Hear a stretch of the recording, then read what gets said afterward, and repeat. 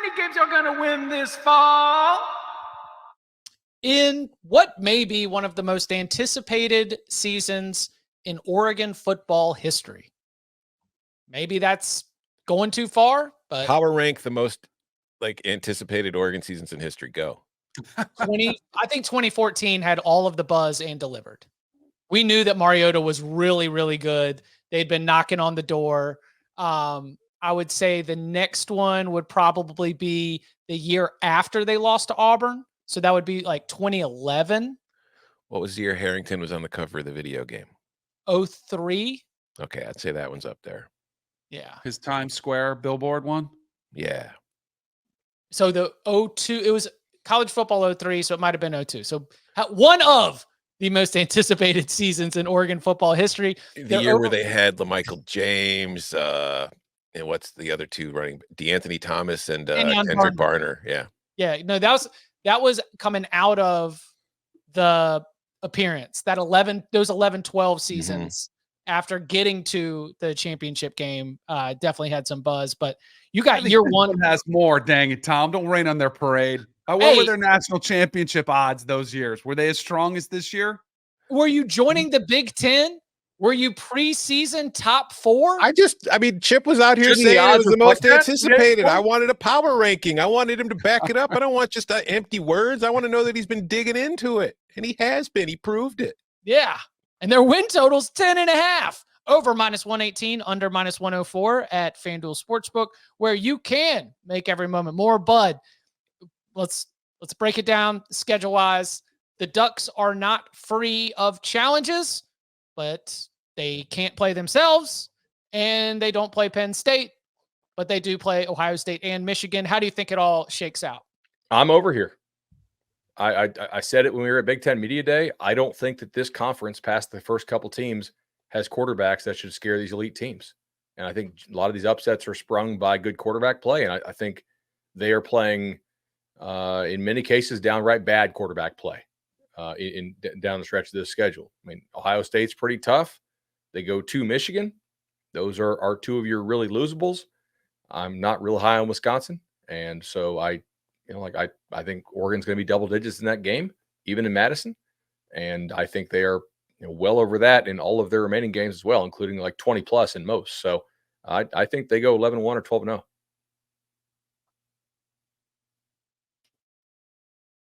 Same.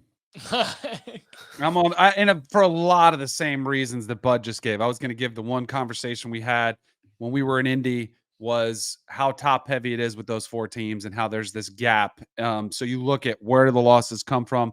Non-conference is manageable.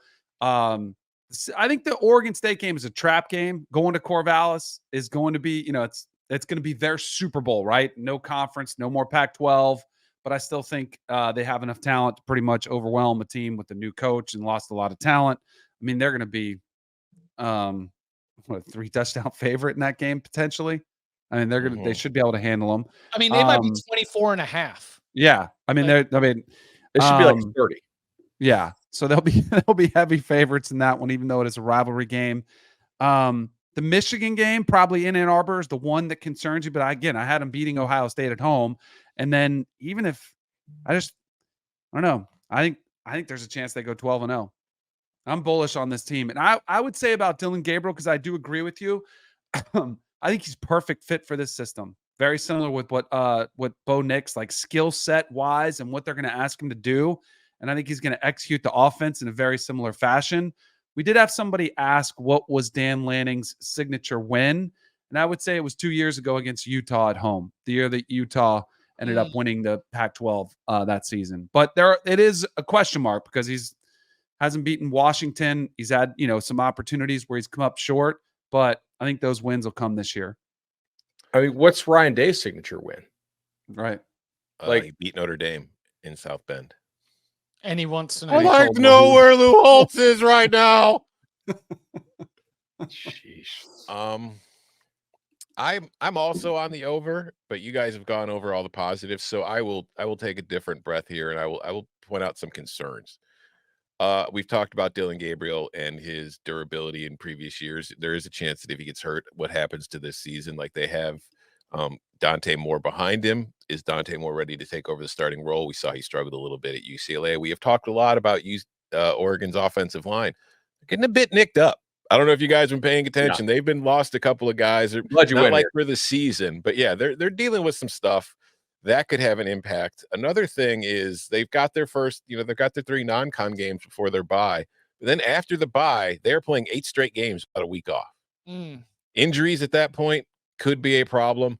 And then finally, this program has the audacity to schedule homecoming for Illinois. Like, you schedule teams on homecoming that you just expect to beat by 40 points. And they're thinking that they're just going to crush my Illini.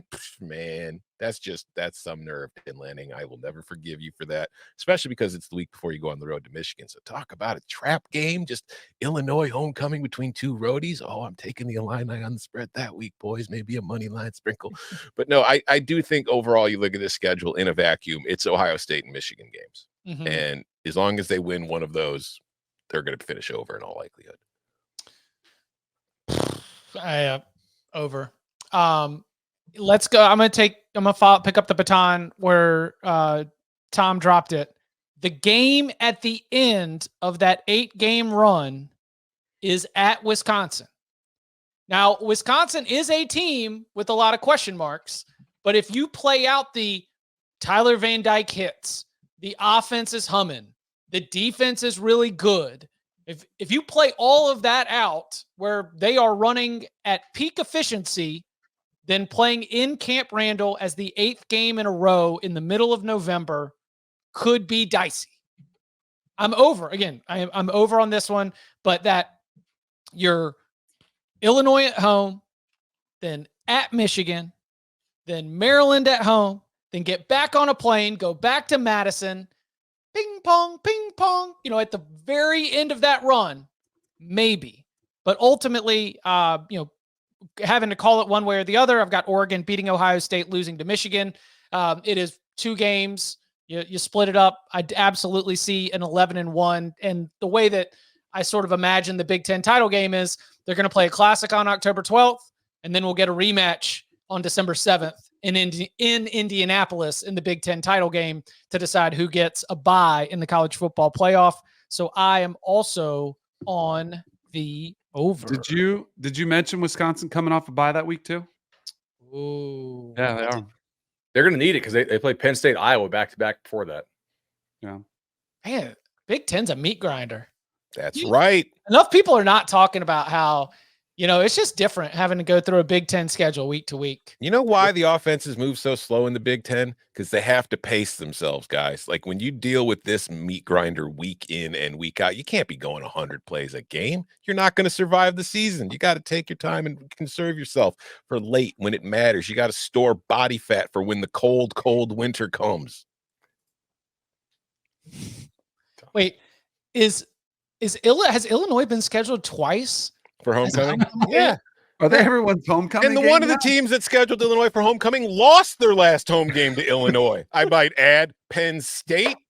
Maybe you Is that the forgot. 2-point conversion thing? Yeah, the 9 overtime loss. It's been years since you beat Illinois at home, and you're scheduling us for homecoming? Come on.